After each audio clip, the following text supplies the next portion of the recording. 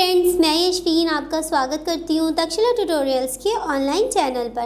तो दोस्तों, आज हमारा होगा लेक्चर 5.2। लेक्चर 5.1 में हमने क्या क्या पढ़ा था? आनुवांशिकता देखी थी, हेरिडिटी क्या होती है, विभिन्नताएं क्या होती हैं, विभिन्नताएं कितने प्रकार की होती हैं। मेंडल के बारे में पढ़ा था, मेंडल ने क्या किया था, मेंडल ने एक्सपेरिमेंट्स किए थे, निष्कर्ष दिए थे। किसके निष्कर्ष दिए थे? आनुवांशिकता के निष्कर्ष दिए थे। और पाइसम सटाइवम पे एक्सपेरिमेंट किए थे। अपने जो एक्सपेरिमेंट किए थे वो किस पे किए थे? Pisum sativum.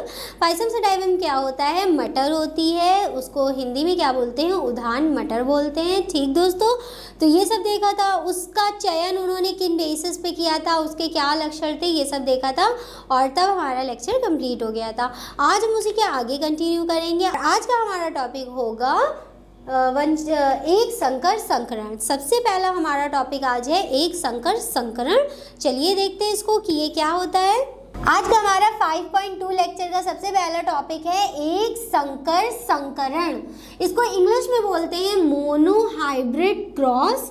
ठीक दोस्तों, अब जो लक्षण हमने पिछले चैप्टर में 7 बताए थे उसमें से एक लक्षण याद कर लिएगा, वही लक्षण हम इसमें लिखेंगे। एक मतलब होता है एक, ठीक, नॉर्मली। संकर मतलब होता है हाइब्रिड और संकरण मतलब होता है क्रॉस। अब हम क्या करेंगे? इसमें क्रॉस करेंगे, जिसकी वजह से जो मेंडल ने किया था वही करेंगे। ठीक, एकांकी, एकांकी मतलब होता है एक। एकांकी लक्षणों के तुलयात्मक दृश्य रूपों। तुलयात्मक दृश्य रूपों याद रखिए, वो जो इस तरफ हमने बॉक्स बनाया था उसको बी से डिवाइड करा था। इस तरफ प्रबल, इस तरफ अप्रबल लिखा था, ऊपर की तरफ लिखा था ये तुलयात्मी दृश्य रूप, यहाँ पर लिखा था। यही 2 रूप हमें देखने हैं। ठीक, मतलब हर एक लक्षण के कितने तुलयात्मक दृश्य रूप होते हैं? 2। ठीक, इसको कंट्रास्टिंग पेयर भी बोलते हैं। मतलब हर लक्षण किस में होता है? पेयर में होता है। इन सब के फिनोटाइपिक कंट्रास्टिंग पेयर्स होते हैं। चलिए तो आगे देखते हैं। तुलयात्मक दृश्य रूपों की वंशागति के अध्ययन हेतु किए गए प्रयोग। मेंडल ने क्या किया था? प्रयोगी तो किए थे, एक्सपेरिमेंट किए थे। किस पे किए थे? उद्यान मटर पे किए थे। को एक संकर संकरण कहते हैं। एक बार और पढ़ देते हैं। एकांकी लक्षणों के मतलब एक ही लक्षणों के तुलयात्मक दृश्य रूप। तुलयात्मक दृश्य रूप मतलब दोनों को लेंगे, एक प्रबल होगा उसमें और एक अप्रबल होगा। इसी को क्या कहा? तुलयात्मक दृश्य रूपों की वंशागति के अध्ययन हेतु किए गए प्रयोगों को एक संकर संकरण also known as monohybrid cross कहते हैं। अथवा अगर आपको ये ना याद हो तो आप ये अच्छे से ध्यान कर लीजिए, एक लक्षण को लेकर कराए जाने वाला क्रॉस संकरण ही क्या कहलाता है? एक संकर संकरण कहलाता है। ठीक, कितने लक्षण लिए? एक संकर संकरण में कितने लक्षण लिए? एक लक्षण लिए। अब हम इसके बाद कराएंगे द्विसंकर संकरण, तो उसमें कितने लक्षण लेंगे? 2 लक्षण लेंगे। बस सिंपल, उसके नाम ही से ध्यान कर लिया। एक लक्षण को लेकर कराया जाने वाला संकरण ही एक संकर संकरण कहलाता है। अब इसके बाद अब हम देखेंगे कि इसमें क्या होता है। मेंडल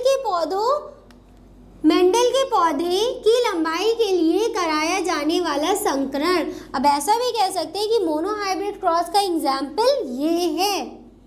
ठीक, जिसमें अब हम क्या करेंगे? पौधे की लंबाई को लेकर उसका क्रॉस करेंगे। तो चलिए दोस्तों, अब जो मेन काम होता है वो होता है क्रॉस का। मोनोहाइब्रिड क्रॉस के बारे में पहले हम लिखेंगे और उसके बाद क्या करेंगे? उसका क्रॉस करेंगे। सिर्फ मतलब सिर्फ एक संकर संकरण में ही ऐसा नहीं करेंगे।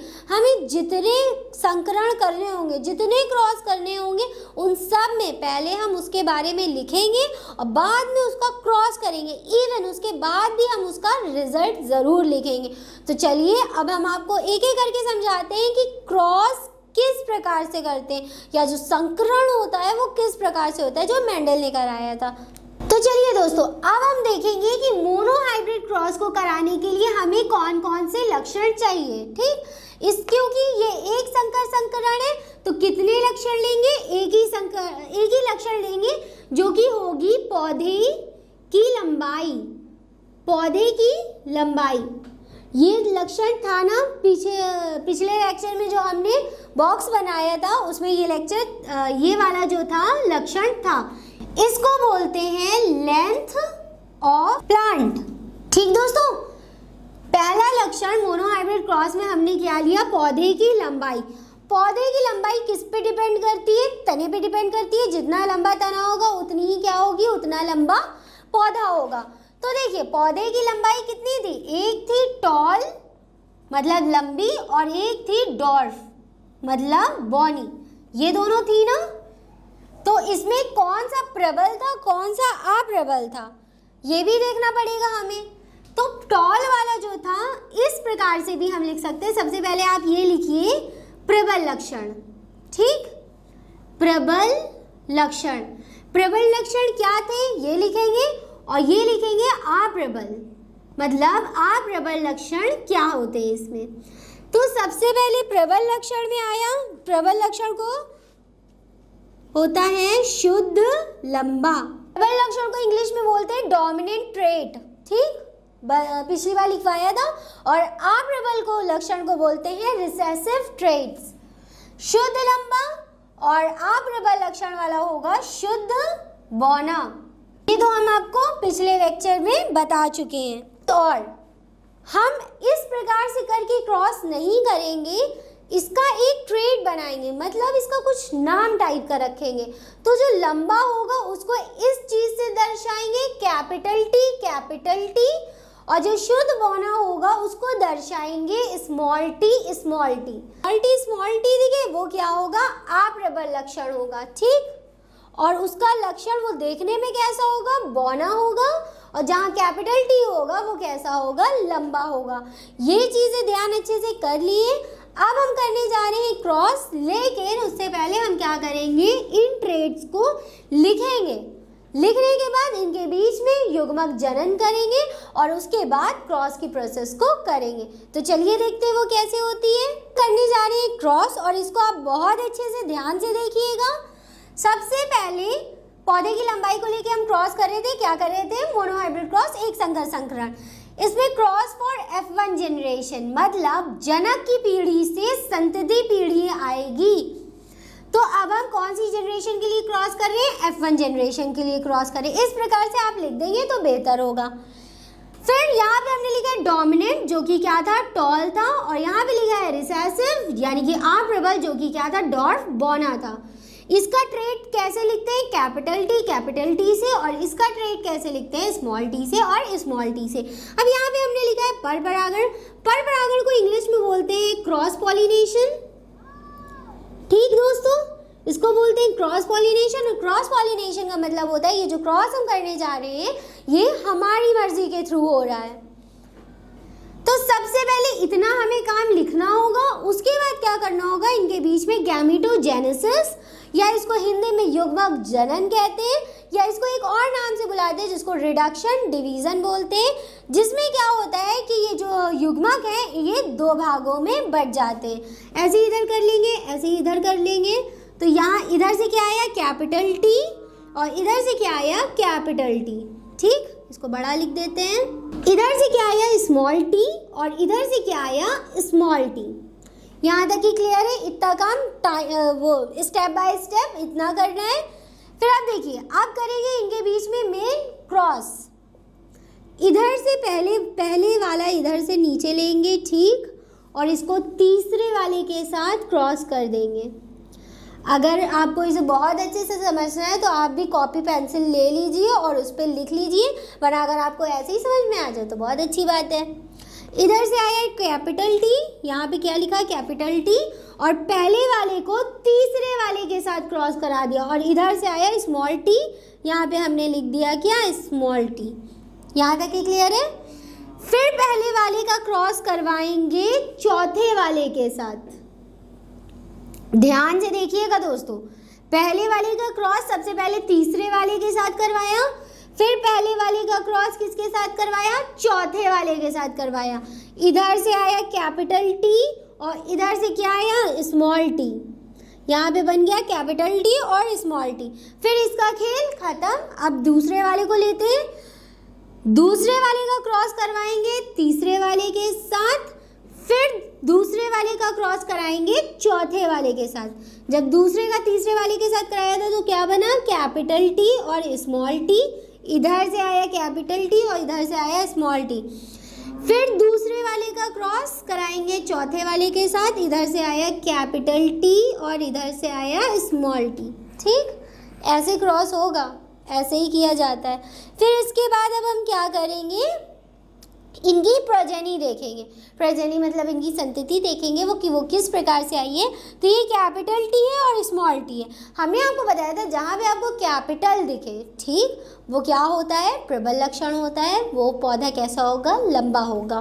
फिर जहाँ पे हमने आपको बताया था स्मॉल टी दिखे, वो छोटा होगा, बौना होगा, और अथवा वो क्या होगा, अप्रबल होगा। तो यहाँ पे क्या हमको तो कुछ और देखने को मिल रहा है, यहाँ पे कैपिटल टी भी है और स्मॉल टी भी है। ना ये लंबा है ना ये छोटा है, तो दोस्तों सही कहा बिल्कुल, ना ये लंबा पौधा है ना ये बहुत लंबा पौधा है, और ना ही ये बौना पौधा है। ठीक, यानी कि इससे हमें क्या निष्कर्ष मिलता है, क्या रिजल्ट मिलता है, जब एक लंबे पौधे का संकरण एक बौने पौधे से कराते हैं तो उसकी जो प्रोजेनी, जो उसकी संतति आती है, उसमें सारे पौधे जो होते हैं वो संकर लंबे होते हैं। ये जो सारे पौधे आपको देखने को मिल रहे हैं यहाँ से यहाँ तक, ये 100% हाइब्रिड, ठीक, हाइब्रिड टॉल है। 100% हाइब्रिड टॉल का मतलब होता है संकर लंबे। दोस्तों ये कैसे है संकर लंबे, हम ये नहीं कह सकते कि बहुत लंबे हैं, ना हम कह सकते हैं कि ये बौने हैं, ये मीडियम साइज के होते हैं। ठीक, कैपिटल टी किसको दर्शाता है, टॉलनेस को, मतलब लंबे पने को, और स्मॉल टी किसको दर्शाता है, बौने पने को। और यहाँ पे तो दोनों बिल्कुल सिमिलर है। ठीक, तो ये क्या हो गया, बौना और लंबा दोनों हो गया, ये हो गया संकर लंबा पौधा। तो यहाँ पे हमारा F1 जनरेशन के लिए क्रॉस खत्म होता है। ठीक, अब हम क्या करेंगे, क्रॉस फॉर F2 जनरेशन, बस यहाँ F1 को हटा के क्या कर देंगे, F2 कर देंगे जनरेशन। अब देखिए इसमें ज़्यादा चेंजेस नहीं है, जिस तरीके से हमने F1 जनरेशन का क्रॉस किया था बिल्कुल सिमिलर तरीके से F2 जनरेशन का भी क्रॉस करेंगे, लेकिन बस कुछ चेंजेस होगी इनके ट्रेड्स में। ठीक, कैसे, क्योंकि देखिए F1 जनरेशन से हमें क्या मिला है, कैपिटल टी और स्मॉल टी, ये इसकी संतति है। बहुत ध्यान से सुनिएगा, ठीक, ये इसकी संतति है। तो इस पेरेंट से ये आई है, अब इसकी जनरेशन आगे जाएगी कि इसकी जनरेशन आगे जाएगी, इसी की तो जनरेशन आगे जाएगी। तो F2 जनरेशन के क्रॉस के लिए हम कौन से ट्रेट लेंगे, ये वाले ट्रेट्स लेंगे। ठीक, ये वाला और ये वाला ट्रेट लेंगे, ना कि ये वाला और ये वाला लेंगे। अब देखिए दादा से हमारे पापा की जनरेशन आई है और पापा से तब हमारी जनरेशन आई है ना, दादा से डायरेक्ट हमारी जनरेशन तो आ नहीं जाएगी। इसी वजह से तो मान लीजिए हमारे ग्रैंड पेरेंट्स की जनरेशन है, उससे हमारे पेरेंट्स की जनरेशन है, अब F2 जनरेशन में हमारे पेरेंट्स की जनरेशन चलेगी, होगी ना, समझ आ गया। तो चलिए अब आगे देखते हैं किस प्रकार से क्रॉस फॉर F2 जनरेशन करेंगे। अब हम इसको यहीं से चेंजेस कर देते हैं, ज़्यादा चेंजेस नहीं, कुछ ही चेंजेस करने होंगे। यहाँ पे डोमिनेंट लिखा है, कोई बात नहीं, चलिए लिखा रहने दिए। जैसे कि हमने आपको बताया कि आप डबल ट्रेड्स लेंगे, तो यहाँ पे हम ट्रेड लिखेंगे कैपिटल टी स्मॉल टी, और यहाँ पे भी इस प्रकार से हम लिखेंगे इसको मिटा के कैपिटल टी और स्मॉल टी। अब इनके बीच युग्मक जनन करेंगे और फिर उसके बाद इस प्रकार से क्रॉस करेंगे।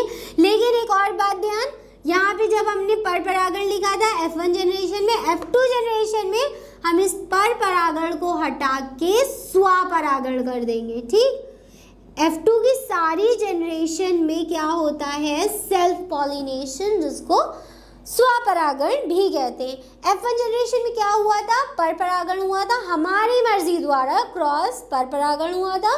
F2 जनरेशन में क्या होगा, दूसरी पीढ़ी में क्या होगा, स्वपरागण होगा, पौधे क्या करेंगे, खुद से ही परागण कर लेंगे। तो दोस्तों देखिए यहाँ पे हमारी क्या आई थी, F1 जनरेशन से हमें ये प्रोजेनी मिली थी, उसके बाद अब हमें हमें क्या करना है, इसी को लेके क्रॉस करना है। तो चलिए इसको लेके क्रॉस करेंगे, इसको नीचे मिटा देते हैं और फिर हम आपको दोबारा क्रॉस करके दिखाते हैं कि किस प्रकार से क्रॉस होता है। अगर एक बार में आपको नहीं समझ में आया तो कोई बात नहीं, हम दोबारा F2 जनरेशन का क्रॉस कर रहे हैं, वहाँ से टैली कर लीजिएगा कि कैसे किस प्रकार से क्रॉस होता है, बिल्कुल सिमिलर है उसी की तरह। दोस्तों अब हम करने जा रहे हैं F2 जनरेशन के लिए क्रॉस। यहाँ पे भी वैसे ही करेंगे कि ट्रेट लिख के क्या करेंगे, गैमेटोजेनेसिस कर देंगे, मतलब युग्मक जनन कर देंगे। युग्मक जनन में इधर से क्या आया, कैपिटल टी, और इधर से क्या आया, स्मॉल टी। ठीक, फिर इधर से देखिए, इधर से क्या आया, कैपिटल टी, और इधर से क्या आया, स्मॉल टी। यहाँ तक कि क्लियर है। अब इनके बीच में जैसे हमने पहले क्रॉस किया था वैसे ही क्रॉस करेंगे। पहले वाले का क्रॉस तीसरे वाले से करेंगे। क्या बना यहाँ पे, कैपिटल टी और कैपिटल टी, कैपिटल टी बन गया। फिर हम पहले वाले का क्रॉस करेंगे तीसरे वाले से। क्या बना, कैपिटल टी स्मॉल टी, इधर से आया कैपिटल और इधर से आया स्मॉल टी। फिर इसका काम खत्म। फिर हम करेंगे इस वाले का क्रॉस, मतलब दूसरे वाले का क्रॉस तीसरे वाले से। इधर से आया स्मॉल टी और इधर से आया कैपिटल टी। अब दोस्तों देखिए, यहाँ पे तो पहले स्मॉल टी था, हमने कैपिटल टी पहले क्यों लिखा, क्योंकि यही रूल है कि हमें पहले डोमिनेंट वाले को, प्रबल वाले को पहले लिखा जाता है और अप्रबल वाले को बाद में लिखा जाता है। ठीक, तो इधर से आया कैपिटल टी, इधर से आया स्मॉल टी, ये बन गया कैपिटल टी स्मॉल टी। फिर दूसरे वाले का क्रॉस कराएंगे चौथे वाले के साथ। ठीक, इधर से आया स्मॉल टी और इधर से आया स्मॉल टी। यहाँ तक कि क्लियर है। कैसे किया हमने, अब एक बार और बता देते हैं। पहले वाले का क्रॉस तीसरे वाले का के साथ, फिर पहले वाले का क्रॉस चौथे वाले के साथ, पहले वाले का खेल खत्म। फिर दूसरे वाले का क्रॉस फर्दर तीसरे वाले के साथ, दूसरे वाले का क्रॉस फर्दर चौथे वाले के साथ, सिमिलर। ठीक, इस टाइप से क्रॉस कर लेंगे। उसके बाद नीचे ट्रेड्स लिख देंगे कि किससे क्या बन गया, ऐसा हो गया, खत्म। अब देखिए इसका अब हमें रिजल्ट लिखना होगा, तो चलिए इसको देख देख के रिजल्ट लिखते हैं कि क्या है। अब जो ये वाला ट्रेट है, सबसे पहले हम इसको लेते हैं। ठीक, ये है कैपिटल टी और कैपिटल टी। याद करिए कैपिटल टी हमने कहाँ लिया था, F1 जनरेशन में लिया था। F1 जनरेशन में कहाँ, जनक पीढ़ी में लिया था। ये जनक पीढ़ी थी। यहाँ पे सबसे पहले हमने क्या लिखा था, कैपिटल टी। तो ये कैसा है, प्योर टॉल है, मतलब पूरा शुद्ध लंबा है। ये दोनों कैसे हैं, हाइब्रिड टॉल हैं, जो हमें मिले थे ये इन्हीं की तरह है। ठीक, हाइब्रिड टॉल है, मतलब संकर लंबे हैं, ना लंबे हैं ना बौने हैं। और ये वाला कैसा है, डॉर्फ है, मतलब बौना है, प्योर डॉर्फ। ठीक, ये वाला प्योर टॉल था पूरा लंबा, ये दोनों नाटे बौने दोनों मिला के, और ये वाला पूरा बौना था। अब ऐसा कैसे, मान लीजिए ये वाला जो है बहुत लंबा है। ठीक, ये वाला बहुत लंबा है। दो हमारे पास कैसे हैं, जो कि संकर लंबे, कुछ इस प्रकार से। और तीसरा चौथा जो ये लास्ट वाला है, ये कैसा है, ये बहुत छोटा सा है। ठीक, बहुत ज़्यादा छोटा बन गया, जो है यही है। ठीक, ये वाला हो गया पूरा लंबा, ठीक, प्योर टॉल। ये दोनों हो गए हाइब्रिड टॉल। देखिए दोनों आपस में कैसे हैं, छोटे बड़े हैं। ये वाला बड़ा है, ये वाला दोनों उससे छोटे, ये हाइब्रिड टॉल है। ठीक, मतलब इनमें इसका थोड़ा बौनापन भी है और इसका थोड़ा लंबापन भी है। ये दोनों लंबे प्लांट्स हैं। और लास्ट वाला जो ये हमारा बचता है, ये क्या है, बौना पौधा है। यहाँ पे ये हमारी बात खत्म होती है। अब इसके आगे क्या करना है, हमें इसका रिजल्ट लिखना है। तो चलिए रिजल्ट लिखते हैं। तो दोस्तों रिजल्ट हम कुछ इस प्रकार से लिखते हैं। एक होता है जीन रूप, जिसको इंग्लिश में जीनोटिपिक रेशियो कहते हैं, और एक होता है दृश्य रूप, जिसको फिनोटिपिक रेशियो कहते हैं। ठीक, इंग्लिश में इसको फिनोटिपिक कहते हैं और इसको जीनोटिपिक कहते हैं। जीनोटिपिक रेशियो होता है 1:2:1, और दृश्य रूप जिसको फिनोटिपिक रेशियो कहते हैं, इसको 3:1। अब ऐसा कैसे, हम आपको बताते हैं, कोई बात नहीं, आपको ध्यान आ जाएगा। देखिए लास्ट में हमारी जो F2 जनरेशन में ट्रेड्स निकले थे वो क्या थे, कैपिटल टी था, capital T small T, capital T small T और स्मॉल टी लास्ट में यही निकले थे। ये वाला पेड़ कैसा था, बहुत लंबा था। ये वाले पेड़ कैसे थे, दोनों एक जैसे थे, ठीक। और ये वाला पेड़ कैसा था, बहुत छोटा था, इसीलिए हमने इसको क्या कहा था, बौना, ठीक है, क्योंकि ये बौना ही था तो बौना कह दिया था। ये लास्ट में हमारे ट्रेड्स निकले थे और इन्हीं के बेसिस पे हमें क्या करना है, अपना रिजल्ट देना है। देखिए अब रिजल्ट दो प्रकार से दिया जाता है, एक होता है जीनोटिपिक रेशो या जीन रूप, और एक होता है फिनोटिपिक रेशो जिसको दृश्य रूप कहते हैं।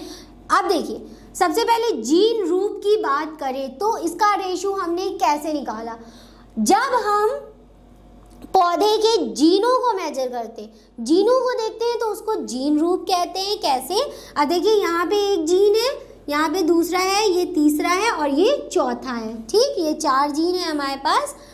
कैपिटल टी कितने हैं, एक ही तो है, तो यहाँ पे हमने लिख दिया 1, ठीक। स्मॉल टी हमारे पास कितने हैं, एक ही तो है, तो यहाँ पे हमने लिख दिया 1। और कैपिटल टी स्मॉल टी हमारे पास कितने हैं, 2 हैं, तो इसीलिए इसका रेशो क्या आ गया, 2। अब देखिए इसका रेशो क्या आया, 1, इसका रेशो क्या आया, 2, क्योंकि ये दोनों कितने थे जीन, 2 थे, और इसका रेशो क्या आया, 1, क्योंकि ये हमारा क्या था, 1। अगर समझ में आ गया है तो ठीक है, अभी जीनोटाइप हम इसका फिनोटाइप बताएंगे तो आपको समझ में आ जाएगा।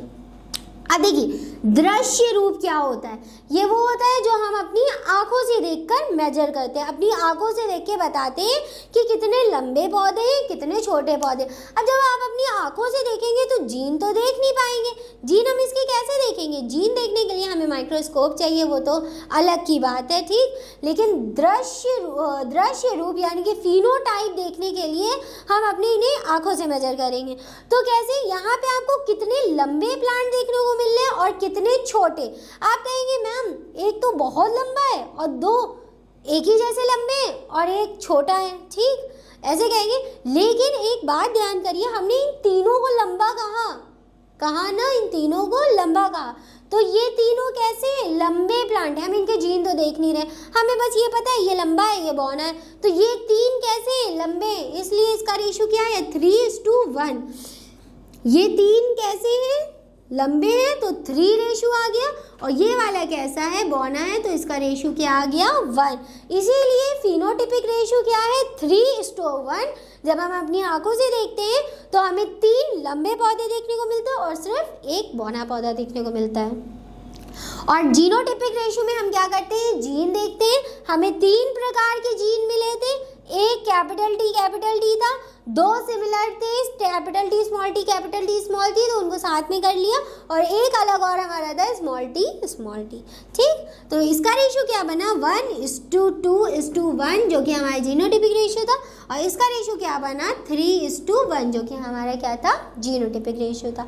अब एक बात और, अभी तक हमने आपको जितना पढ़ाया वो यहाँ से यहाँ तक के रिजल्ट तक इंक्लूडेड करके वो पूरा आपका बनेगा एक संकर संकरण में। तो दोस्तों यहाँ पे हमारा एक संकर संकरण खत्म होता है। अब बढ़ते हैं अपने नेक्स्ट टॉपिक की तरफ। तो दोस्तों अब हमारा अगला टॉपिक है टर्मिनोलॉजी ऑफ जेनेटिक्स, यानी कि अनुवांशिकी की परिभाषिक शब्दावली।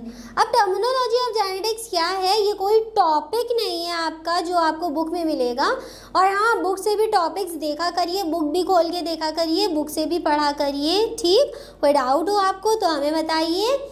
ये टर्मिनोलॉजी ऑफ जेनेटिक्स में हम आपको कुछ टर्म्स बताएंगे जो कि जेनेटिक्स में बहुत ज़्यादा पूछे जाते हैं और उनको आपको पढ़ना बहुत ज़्यादा ज़रूरी होता है। अगर ये आपको नहीं पता होंगे तो आप जेनेटिक्स नहीं पढ़ पाओगे। इस वजह से कुछ टर्म्स ऐसे होते हैं जिनके बारे में जानना ज़रूरी होता है। तो चलिए देखते हैं वो क्या क्या है। सबसे पहला हम पढ़ेंगे एलीलोमॉर्फ या एलील। ये बहुत ज़्यादा इम्पॉर्टेंट है, इसके क्वेश्चन बनते हैं। ये क्वेश्चन पूछा जाता है कि एलीलोमॉर्फ क्या होता है। इसको इंग्लिश में एलीलोमॉर्फ या एलील कहते हैं, और हिंदी में एक और नाम होता है इसका जिसको युग्म विकल्पीय कहते हैं, ठीक, युग्म विकल्पीय। तो चलिए दोस्तों अब देखते हैं एलीलोमॉर्फ क्या होता है। प्रत्येक आनुवंशिक लक्षणों के तुलनात्मक रूपों के जीन्स को एलील कहते हैं। अब ये जीन्स कहाँ से आए? आप सभी ने सेल देखी होगी, एनिमल सेल कुछ इस प्रकार की होती है। एनिमल सेल, उसके बीच में क्या होता है, केंद्रक, केंद्रक के बाहर, अगर केंद्रक के अंदर देखें तो क्या होता है, उसके अंदर क्या होता है, गुणसूत्र। अब ऐसा क्या, गुणसूत्र किस चीज का बना होता है, तो ये क्या है, डीएनए। गुणसूत्र किस चीज के बने होते हैं, डीएनए के बने होते हैं। चलिए डीएनए को बाहर निकाले, कुछ इस प्रकार का डीएनए होता है, ये डीएनए है। डीएनए पर होते हैं जीन्स, ये जो नाम यहाँ पे आया है जीन, ठीक, यहाँ पे होते हैं जीन। कुछ इस प्रकार से जीन लगे होते हैं जो कि लक्षणों के लिए रिस्पॉन्सिबल होते हैं, लक्षणों के लिए जिम्मेदार होते हैं। फिर अगर हम इन स्ट्रैंड जो कि मुड़े हुए हैं, इनको सुगमता से देखने के लिए हम इनको कुछ इस प्रकार से खोल देते हैं।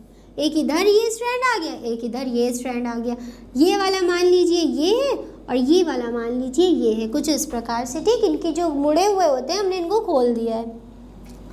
यहाँ पे एक जीन है और उसी के सामने एक जीन है, यहाँ पे एक जीन है, इसके सामने ये एक जीन है, ठीक। हमने इस जीन का नाम रख दिया है ए और इस जीन का नाम रख दिया है कैपिटल ए, ठीक। यहाँ पे एक जीन है बी, यहाँ पे एक जीन है सी, यहाँ पर एक जीन है बी और यहाँ पे एक जीन है बी। फिर यहाँ पे एक जीन है सी, यहाँ पे एक जीन है डी, ठीक। हर एक जीन्स के नाम रख दिए। ये जीन होते हैं दोस्तों। जीन कहाँ से आए, जीन हमें मिलते हैं डीएनए में। डीएनए कहाँ मिलता है, गुणसूत्र। गुणसूत्र पूरा किसका बना होता है, डीएनए का बना होता है। और गुणसूत्र हमें कहाँ देखने को मिलते हैं, केंद्रक। अब ये भी बताना पड़ेगा केंद्रक कहाँ देखने को मिलता है, केंद्रक कहाँ देखने को मिलता है, एनिमल सेल में। ऐसा नहीं है प्लांट सेल में नहीं होते, उसमें भी होते हैं, लेकिन अभी हम बात जंतुओं की कर रहे हैं तो एनिमल सेल को लेके चलेंगे, ठीक। एनिमल सेल के बीच में क्या है, केंद्रक। केंद्रक के अंदर हमें क्या मिला, गुणसूत्र। गुणसूत्र, गुणसूत्र के अंदर क्या होते हैं, डीएनए। ऐसा कह सकते हैं पूरा गुणसूत्र किसका बना होता है, डीएनए का बना होता है। डीएनए को बाहर निकाल लिया, डीएनए पे होते हैं जीन और इसको हमने लिख दिया कुछ इस प्रकार से, डीएनए को खोल दिया और जीन के हमने नाम लिख दिए। अब आगे हम आपको क्या बताएं, ठीक। आगे यहाँ पढ़िए, जब डीएनए के समान स्थिति, मतलब एक जैसे लोकस। अब देखिए लोकस यहाँ किसका नाम है, ये जो आपको सेगमेंट देखने को मिल रहा है ये वाला, ठीक, जिसपे जीन आमने सामने बैठे। जैसे सीढ़ियाँ होती हैं, सीढ़ियों के एक बार होता है, दूसरा बार होता है, फिर तीसरे सीढ़ी पे हम चढ़ते हैं तो एक ही सीढ़ी पे मान लिए दो एक जैसे लोग बैठे हैं तो वो दोनों एक जैसे लोग आपस में एलील कहलाएंगे, ठीक।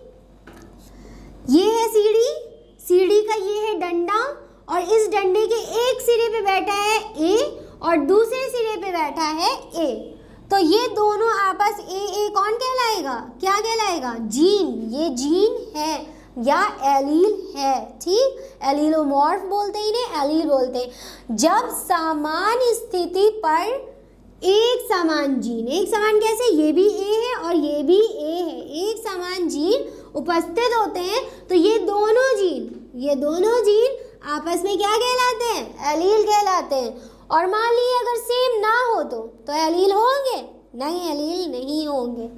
यहाँ पे बी जीन है और यहाँ पे सी जीन है, ये दोनों एलील हैं, नहीं है। यहाँ पे बी जीन है और यहाँ पे बी जीन है, ये दोनों आपस में एलील है, बोलिए है कि नहीं है। अगर आपने कहा है तो बहुत अच्छी बात है, ये आपस में एलील हैं। यहाँ पे सी और डी है, ये आपस में एलील है, नहीं है ना, कंफर्म है ये बात, नहीं है। अरे इस प्रकार से भी कह सकते हैं ये दोनों भाई भाई हैं तो ये एलील हैं, और ये दोनों भाई भाई नहीं है, ये बी है वो सी है, वो अलग है भैया, तो ये दोनों भाई भाई नहीं है। ये दोनों बी हैं, भाई भाई हैं, हाँ हैं।